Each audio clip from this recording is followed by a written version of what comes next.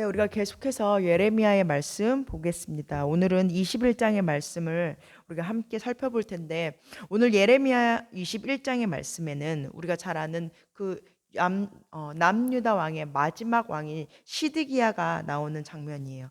시드기야가 오늘 이제 절박한 상황에 이르렀어요. 어떤 상황이냐면 진짜 예레미야가 하나님의 말씀을 전한 대로 이제 예레미야 남유다는 바벨론에 의해서 함락을 당하게 될 것이고, 더 나아가서 곧 이제 얼마 안 가서는 포로를 당하고 이제 완전히 멸망하게 될 텐데, 하나님은 여러 차례 예레미야를 통해서 너희는 지금 애굽에 가서, 당시에 시드기야 왕은 자기네들을 도와줄 수 있는 또 다른 도움은 옆나라 애굽의 왕이라고 생각했어요. 정치적으로 봤을 때 애굽 왕에게 도움을 구하기만 하면, 애굽 왕에게 피하기만 하면 예루살렘이 그리고 유다 땅이 안전하게 지켜질 것이라고 했어요. 그런데 자기가 그토록 의지했던 애굽 왕이 아무런 도움이 되지 않고, 더 나아가서 애굽은 바벨론 사람들에 의해서 도망가고 더 이상 남자를 지켜주지 못하는 상황 가운데 시드기야는 이제야 조금 절박한 마음이 든 거예요. 그래서 이제 어떻게 하냐면 아랫사람들을 불러요. 불러서 야, 예레미야에게 한번 가봐. 그래서 오늘 이렇게 얘기를 해요. 오늘 하나님한테 한번 예레미야를 통해서 물어보라고 해. 혹시 하나님이 우리를 도와줄 줄 알아? 그러면 하나님이 도와주시면 바벨론이 우리를 지금 어려움을 처하게 만들었지만 다시 떠날지도 몰라. 그러면서 예레미야에게 하나님의 뜻을 물어봐요. 어떻게 봤을 때는 시드기야가 이제는 하나님께 도움을 청하고 하나님께 이제 온전한 회개를 하고 돌아오나? 어떤 믿음의 한 표현으로 보일지도 모르겠어요. 그런데 사실 하나님께서는 시드기야에게 오늘 앞으로 살펴보겠지만 시드기야에게 오히려 엄중한 경고를 하신다라는 거예요. 왜냐하면 오늘 그 시드기야의 마음은 오히려 하나님을 수많은 우상 중에 하나로, 더 나아가서 도움을 청할 수 있으면 청하고 청할 수 없으면 어쩔 수 없고라는 그런 태도로 하나님 앞에 나아간다라는 거예요. 오늘 이렇게 얘기해요. 2절에 보면 혹시 모르잖아. 혹시 모르는 기적으로 하나님이 도와주실지 모르잖아라고 얘기해요. 사실 시드기야는 잘 알고 있었다라는 거예요. 시드기야는 그 옛날 하나님께서 여러 조상들에게 보이셨던 하나님의 구원을 잘 알고 있었어요. 그러니까 우리도 하나님께 구하기만 하면 혹시 하나님이 도와줄지 누가 알아? 라는 마음으로 하나님께 예레미야를 통해서 그 뜻을 물어보고 있다라는 거예요. 그러나 이러한 태도는 진짜 믿음이 아니라 사실은 내가 원하는 거는 정해져 있어요. 예루살렘이 함락당하는 것도 아니고 바벨론에 의해서 멸망하는 것도 아니고 지금의 잠깐의 어려움을 모면하고자 하는 그 마음이 있었다라는 거야. 그래서 시드기야의 오늘 마음은 오히려 하나님 앞에 더 큰 책망으로 나아갈 수밖에 없다라는 거예요. 그리고 그러한 태도를 우리는 우상이라고 말할 수 있다라는 거예요. 여러분, 우상은 우리가 알다시피 하나님을 떠나는 것이 아니라 하나님도 섬기고 그리고 우상도 섬기는 그런 마음이라는 거예요. 그래서 오늘은 이 시드기야에게 하나님이 주시는 이 경고를 통해서 혹시 내 안에 하나님 앞에서 우상을 섬기는 것 같이 하나님께 나아오는 것은 없는지 우리가 하나하나 살펴보고, 혹시 우리 안에 그런 우상이 있다면 지금이라도 온전히 하나님께 돌이키는 그러한 시간이 되었으면 좋겠습니다. 그래서 하나님께서 오늘 우상과 같이 수많은 신과 같이 대하는 그 시들기야에게 하나님이 주시는 첫 번째 경고는 뭐냐면, 우물정하는 마음으로 그리고 혹시나 하는 마음으로 다가간다면 오히려 하나님이 그에게 적이 되신다라는 거예요. 우리 2절의 말씀 다시 한번 같이 읽겠습니다. 시작. 바벨론의 느부갓네살 왕이 우리를 치니 청컨대 너는 우리를 위하여 여호와께 간구하라. 여호와께서 혹시 그의 모든 기적으로 우리를 도와 행하시면 그가 우리를 떠나리라 하니. 그러니까 처음부터 시드기야는 절박한 마음으로 하나님께 나아오는 게 아니에요. 앞서 말한 대로 혹시 알아? 옛날에 하나님이 우리 조상들에게 도와주셨던 것처럼 그 하나님을 내가 한번 이번에 만나볼까? 예전에 도와주셨던 그 하나님께 이제 조금 애굽이 나에게 도움이 되지 않을 것 같으니까 혹시나 하는 마음으로 하나님께 나아간다라는 거예요. 그동안 하나님께서는 너희에게 애굽이 또는 그 주위에 있는 열강들이 도움이 되지 않고 온전히 하나님께만 나오라고 하나님은 시드기야에게 여러 번 경고를 하셨어요. 그럼에도 불구하고 하나님의 말을 무시하고 오히려 시드기야는 이웃 나라, 특별히 아래쪽에 있는 애굽에게 도움을 청하다가 오히려 더 큰 어려움을 겪게 됐고, 당연히 하나님은 바벨론을 통해서 시드기야에게 징계를 하고 계시다라는 거예요. 그러면서 하나님 오늘 이렇게 말씀하신다라는 거예요. 오늘 너희가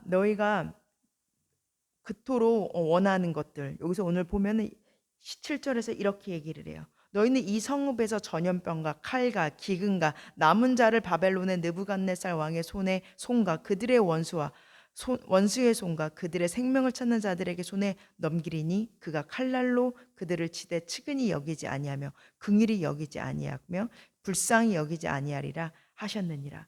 하나님은 오히려 그들이 도움을 청하지만, 그들이 바벨론을 대항하려고 하지만 그 대항하려고 하는 그 손에 넘겨질 거라고 얘기를 해요. 하나님 앞에 혹시나 하는 마음으로 도움을 청하면 오히려 하나님이 바벨론으로 하여금 징계의 손으로 베푸신다라는 거예요. 그리고 오늘 또 이렇게 말씀하세요. 오늘 후반절에 가면 하나님이 이렇게 말씀하세요. 내가 너희를 향한 그 얼굴은 10절입니다. 너희를 향함은 복을 내리기 위한 얼굴이 아니고 화를 내리기 위해서 그 유다 백성들을 하여금 하나님의 얼굴을 비추신대요. 여러분, 이 말을 들은 유다 사람들은 딱 알았을 거예요. 하나님은 신명기에서 이스라엘 백성들에게 약속하신 것이 있어요. 하나님이 그들의 하나님이 되고 그 이스라엘 전체가 하나님의 백성이 되겠다고 약속하신 그 순간부터 신명기의 말씀에서 이렇게 약속하세요. 여호와는 내게 복을 주시고 너를 지키시기를 원하며 여호와는 그의 얼굴을 내게 비추사 그 은혜 베푸시기를 원하며 여호와는 그 얼굴을 내게로 향하여 드사 평강 주시기를 원하노라. 아주 오래전부터 하나님은 이 백성들로 하여금 그렇게 약속하셨다라는 거예요. 하나님의 얼굴은 늘 그 이스라엘 백성들을 향하여 비추고 계시는데 그 얼굴은 복을 주기 위함이고 평강을 주기 위함이라는 거예요.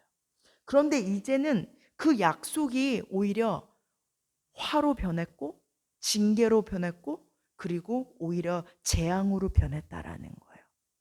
그래서 이스라엘 사람들은 지금도 서로에게 축복을 줄 때 이 신명기의 말씀을 꼭 전한대요.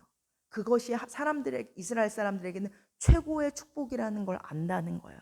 그런데 오늘 시드기야로 하여금 하나님은 오히려 그 축복의 말씀을 바꿔서 이제 내가 너희에게 얼굴을 비추는데 이제 축복의 얼굴도 아니고 평강의 얼굴도 아니고 나는 너희에게 화를 주기 위한 얼굴로 너희들을 향하고 있어라고 말씀하신다는 거예요. 여러분, 이게 뭘 말하는 걸까요? 우리가 하나님을 떠나고 우리가 하나님만 섬기지 않고 하나님을 우상과 같이 섬기면 오히려 하나님이 우리에게 약속하셨던 수많은 축복들이 있어요. 수많은 그 평강의 약속들이 있어요. 하나님이 우리에게 주신 수많은 그 은혜의 약속들이 오히려 화로 변하고 징계로 변하고 재앙으로 변한다라는 거예요. 그리고 하나님의 그 능력의 손길이, 예전에는 그 하나님의 능력의 손길이 어땠죠? 유다 백성들을 지키고 이스라엘 전체를 지키면서 오히려 이스라엘의 원수들과 싸우는 하나님의 전능한 팔이었어요. 그런데 이제 그 전능한 팔이 7절에 보면은 오히려 하나님의 징계의 손으로 바뀌어서 오히려 이제 남유다 백성이 바벨론의 손에 넘기우는 그 손으로 바뀐다라는 거예요. 여러분, 오늘 우리가 기억해야 되는 건 뭐냐면 하나님이 우리의 보호가 되지 않으시면, 우리가 하나님의 편에 서지 않으면 오히려 하나님은 우리의 적이 되어 주신다라는 거예요. 그리고 그럴 땐 어느 누구도 우리를 구해주고 도와줄 이가 이 세상에 없다라는 거예요. 여러분, 우리는 하나님을 우상으로 섬기고 하나님을 어물쩡어물쩡하면서 혹시나 하는 마음으로 두 마음을 품으면서 섬기는 거에 대해서 별로 그 두려움을 갖지 않는 것 같아요. 그것이 얼마나 위태로운 선택인지를 우리가 모를 때가 많다라는 거예요. 그런데 여러분, 오늘 우리가 하나님만 섬기지 않으면 하나님이 우리 인생의 마지막 때에 우리 인생을 책임져 주시지 않는다라는 거예요. 그래서 여러분, 오늘 하나님이 나에게 베푸시는 그 얼굴이 과연 징계의 얼굴인지 아니면 축복의 얼굴인지 우리가 선택하고 기억해야 될 줄 믿습니다. 두 번째로, 하나님은 시드기야에게 경고하세요. 궁극적으로 남유다 전체에게 하나님께서 경고하시는데, 너희가 나를 그렇게 수많은 우상 중에서, 수많은 도움 중에서 하나로 나를 선택하면서 어물쩡거리다 보면 나는 이제 너희에게 징계를 내릴 건데, 그 이유는 너희가 나의 뜻을 구하지 않고 너희의 뜻을 구하기 때문이라고 말씀하신다는 거예요. 우리가 앞서 2절에서 말했듯이 오늘 그렇게 말해요. 하나님이 우리를 기적적으로 우리를 도와주시지 않으면 도와주신다면 그 바벨론이 우리를 떠나지 않겠니? 그러니까 예레미야로 하여금 하나님한테 한번 물어봐. 그러니까 뭐죠? 시드기야는 이미 답이 정해져 있어요. 시드기야가 원하는 하나님의 그 말씀의 그 뜻은 뭐냐면 바벨론이 우리를 떠나는 것이 그들이 원하는 답이라는 거예요. 그런데 여러분, 하나님은 이미 여러 번 경고하셨어요. 오늘도 이렇게 말씀하세요. 9절에 보면 너희는 반드시 갈대아인에게 가서 항복해야 돼. 항복하는 자는 살 거야. 하나님은 이미 이 남유다 백성들에게 이미 그 결론을 말씀하셨어요. 너희는 반드시 바벨론 사람들에게 항복하고 그리고 그들에게 대항하지 마. 그들에게 항복하면 목숨은 건질 수 있을 거야. 그것이 하나님의 뜻이라는 거예요. 여러분, 우리가 하나님께 나아올 때, 하나님께 기도 제목이라고 하고 나아올 때 여러분 어떤 것을 가지고 나아오나요? 하나님은 오늘도 우리에게 말씀하신다는 거예요. 여러분, 우상이 별게 아니에요. 나의 뜻을 구하는 것. 나의 뜻을 관철시키는 그 기도.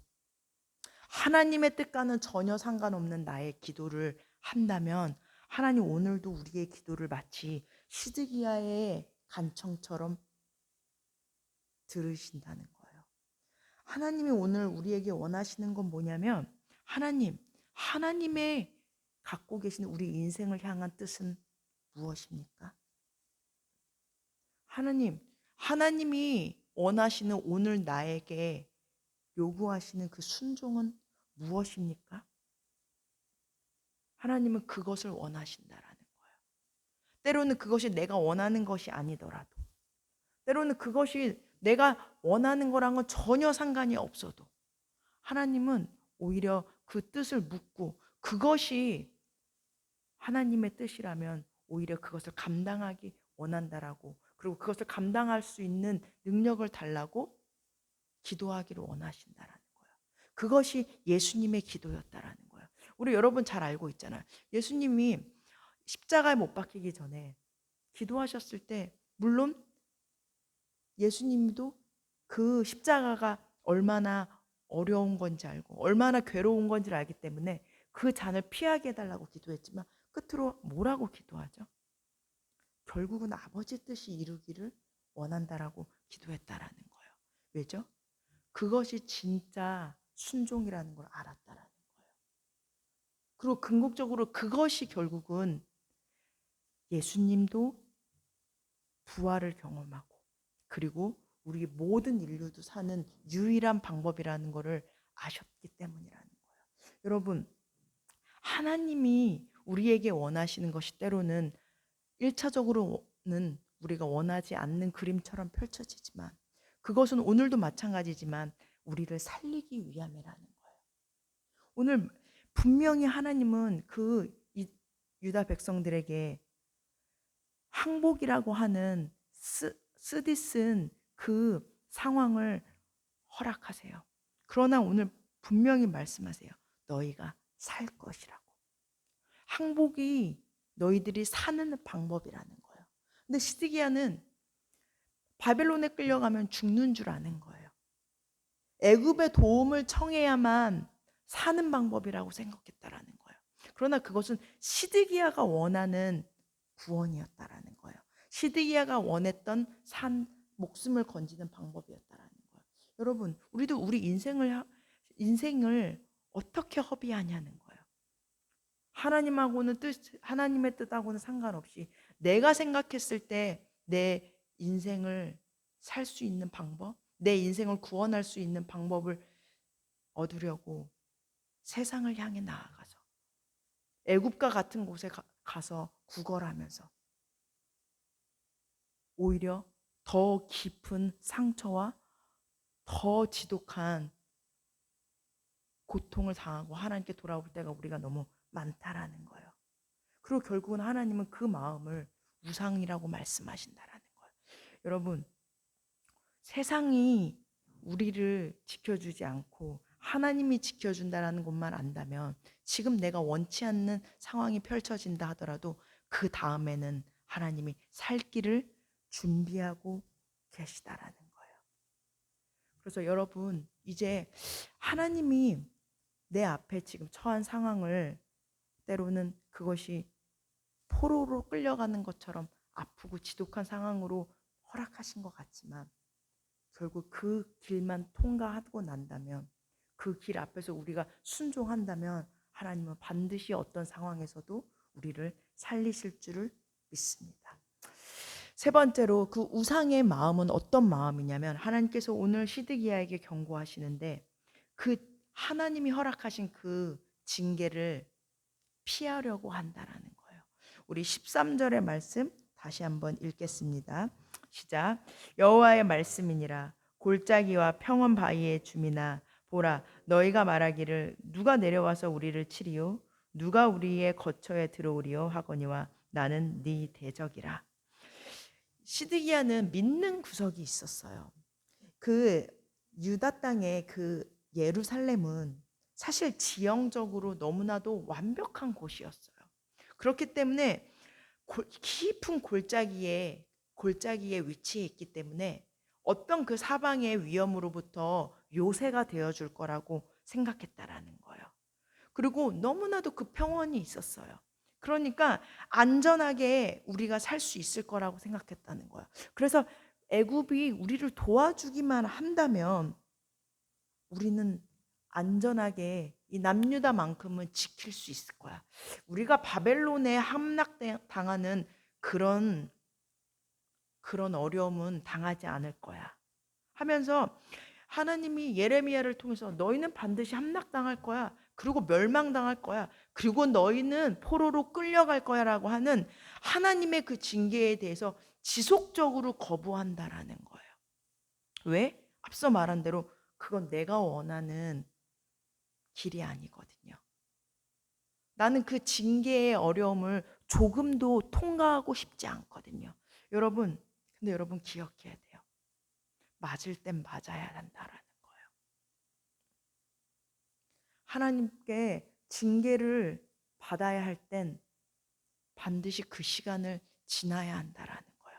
그리고 그것을 내가 하나님 앞에서 그것을 감당해야 한다면 그 길을 건너야 한다면 하나님과 함께 두 손 꼭 붙잡고 지나가겠습니다라고 고백하고 항복하는 것이 진짜 회개라는 거예요.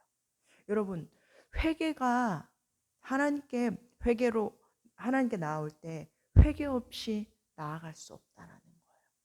눈물 없이 참된 돌이킴은 없다라는 거예요.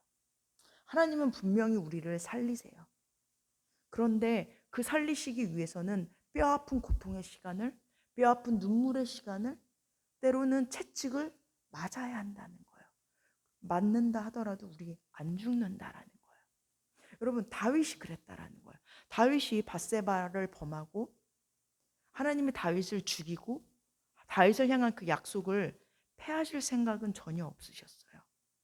그런데 다윗이 하나님께 돌아오기 위해서는 반드시 그 눈물의 시간을 지났었어야 됐어요. 그러니까 밧세바로 하여금 첫 번째 임신한 그 아들이 어떻게 되죠? 낳자마자 죽죠. 그때 다윗의 태도는 뭐죠? 죽어야 한다면 죽어야겠지. 내가 그 아들을 음부에 가서 만나야 한다면, 하나님이 걷어가셔야 된다면 내가 그래야겠지 하면서 그것을 받아들여요. 그것이 진짜 회개라는 거예요. 또 그 이후에 어떻죠? 다윗이 또 교만한 마음이 들어서 인구 조사를 해요. 그건 분명히 하나님이 원하지 않는 거였어요. 심지어 요압 장군이 말려요. 아니, 왜 하나님이 시키시지도 않은 그 인구 조사를 하려고 합니까? 근데 다윗이 그 순간 교만했던 것 같아요. 아, 내가 어느 정도로 백성들을 데리고 있지? 나의 군사력이 얼마나 있지? 아마 그 순간 하나님보다 높은 마음을 가졌던 것 같아요. 근데 당연히 하나님 앞에서 그것이 관가되지 않죠. 하나님은 또 다윗에게 넘어가지 않고 징계의 시간을 허락하세요. 그러면서 그 땅에 전염병이 돌죠. 그리고 역시 마찬가지로 다윗은 그것을 겸허하게 받아들여요. 왜? 그것이 진짜 하나님 앞에 돌이키는 길이라는 걸 알았다라는 거예요.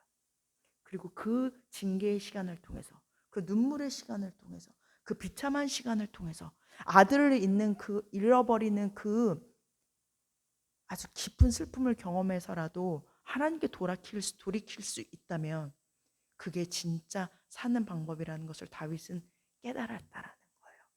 그리고 그것이 진짜 하나님이 원하시는 회개라는 거예요. 오늘 시드기야는 분명히 지독한 어려운 가운데 처해 있어요. 유다의 멸망, 그리고 심지어 포로. 왕으로서 얼마나 비참하고 깊은 책임감을 가졌겠어요. 사실 그러니까 어떻게 보면 애굽으로 도움을 청했는지도 모르겠어요. 그런데 시드기야의 마음에는 진짜 회개는 없었다라는 거예요. 그래도 여전히 멸망될 수는 없어. 내가 이 나라 어떻게 해서라도 나는 지킬 거야. 난 어떻게 해서라든지 이 바벨론 사람들을 쫓아내고 말 거야. 겉으로 봤을 때 인간적으로는 신실한 왕처럼, 백성을 사랑하는 왕처럼, 책임감이 있는 왕처럼 보일지 모르겠어요. 근데 하나님의 뜻은 거기에 있지 않다라는 거예요. 여러분, 때로는 하나님의 뜻은 우리가 원치 않는 방법에, 우리가 피하고 싶은 방법으로 우리를 인도하고, 때로는 그것이 슬픔으로, 때로는 그것이 징계로, 때로는 그것이 물질의 어려움으로, 때로는 깊은 흑암 같은 시간을 지나야 할 때가 있다라는 거야. 그 시간을 통해서 하나님은 우리를 살리신다는 거예요. 그때 우리의 태도는 맞아야 되는 시간이구나. 우리가 납작 엎드려 있어야 되는 시간이구나. 아, 때로는 우리가 이 시간을 통해서 잃어버려야 되는구나. 때로는 비참함을, 수치를 경험해야 되는구나. 근데 하나님 나 죽이시진 않을 거야. 다시 회복시키실 거야. 여러분, 그것이 진짜 우리 안에 우상이 다 걷어지고 하나님만 바라는 마음이라는 거예요. 하나님은 그 깊은 시간을 통해서 우리에게 그 마음을 원하신다라는 거예요. 여러분, 이제 깊은 어둠 가운데 있을 때, 슬픔 가운데 있을 때 피하려고 하시지 마시고 그 가운데서도 하나님을 찾고, 그 가운데서 그 상황마저도 하나님을 알아가는, 하나님께 돌아가는 도구로 우리가 사용해야 될 줄 믿습니다. 마지막입니다. 하나님께서 오늘 시드기야의 중심을 보시고 오히려 도움을 구하는 하나님께서는 그에게 엄중한 징계로 회답을 하세요. 그 이유는 뭐냐면 끝으로 시드기야의 마음은 삶의 어떤 부분만 하나님께 드리려는 마음이 있었다라는 거예요. 12절의 말씀으로 올라가서 다시 한번 읽겠습니다. 시작. 여호와께서 이와 같이 말씀하시니라. 다윗의 집이여, 너는 아침마다 정의롭게 판결하여 탈취당한 자를 압박자의 손에서 건지라. 그리하지 아니하면 너희의 악행 때문에 내 분노가 불같이 일어나서 사르리니 능히 끌 자가 없으리라.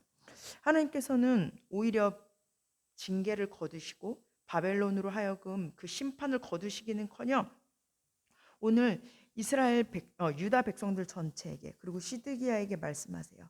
너희는 아침마다 정의롭게 판결하라는 거예요. 그리고 탈취당한 자와 압박자의 손에서 건지라는 거예요. 하나님께서는 오늘 시드기야에게 그의 조상들에게로부터 말씀하신 그 왕으로서 반드시 지켜야 되는 그 책임감을 다시 한번 상기시키세요. 하나님은 유다 백성들 그리고 이스라엘 백성들 이스라엘 전체 왕들에게 처음부터 약속하신 게 있어요. 내가 진짜 이스라엘의 참된 왕이야. 다만 너희 그 왕들은 이스라엘 백성들에게 정의롭게 그리고 공정하게 판결해.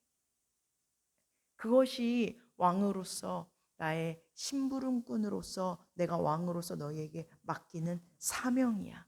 시드기야도 분명히 이 말을 듣고 알았다라는 거예요. 그런데 시드기야는 오늘 하나님께 나아가는 것 같지만 어려움이 있어서 그 어려움을 하나님께 도움을 청하는 것 같지만 그의 삶은 그의 매일의 삶은 여전히 변하지 않았다라는 거예요. 아침마다 공의롭게 판결하고 아침마다 정의롭게 판결하라는 말은 뭘까요? 하나님은 우리의 삶 전체가 하나님께 드려지길 원한다라는 거예요. 어려우면 우리 어떻게 하죠? 나와요. 눈물 짜고 하면서 하나님 도와달라고 말해요. 당장 급한 일이 있으면 뭐 금식하고 기도원 올라가서 하나님 이거 해결해 주세요. 근데 하나님 오늘 우리에게 말씀하시는 거예요. 너가 아침부터 저녁까지 너는 어떤 삶을 살고 있니? 너는 매일의 삶에서 오늘 이 앞에 나와서 기도하는 순간, 오늘 예배드리는 이 순간, 어려워서 지금 발벗고 뛰어나온 이 순간 말고 이 나머지 삶은 너는 어떤 삶을 살고 있니? 우리에게도 말씀하신다라는 거야. 만약 너희의 매일의 아침의 삶이 여전히 나하고 상관없는 삶, 세상 사람들하고 별반 상관없는 삶, 별반 차이 없는 삶을 산다면 너는 여전히 나를 우상으로 섬기고 있는 거야. 라고 말씀하신다는 거예요. 하나님은 오늘 우리에게 말씀하시는 것이 뭐냐면 그 문제를 가지고 회개하는 것이 아니라 삶 전체를 가지고 우리가 하나님께 회개하며 나아오길 원한다라는 거예요. 삶의 어떤 어려움만을 가지고 하나님께 나아오는 도구로 사용하는 것이 아니라 삶의 매 순간순간 아침부터 저녁까지 하나님은 그 모든 순간이 하나님 앞에서 드려지는 삶을 살기를 원하신다라는 거예요. 그것이 진짜 참된 회개이라는 거예요. 그리고 그것이 참된 믿는 자로서의 삶의 모습이라는 거예요.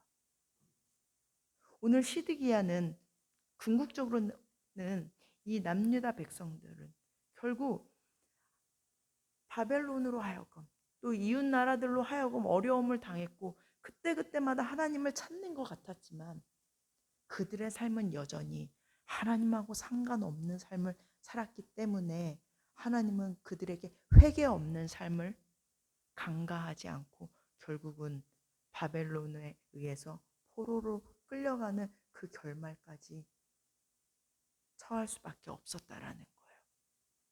여러분, 우리도 마찬가지라는 거예요. 하나님 우리에게 분명 어려움을 줘요.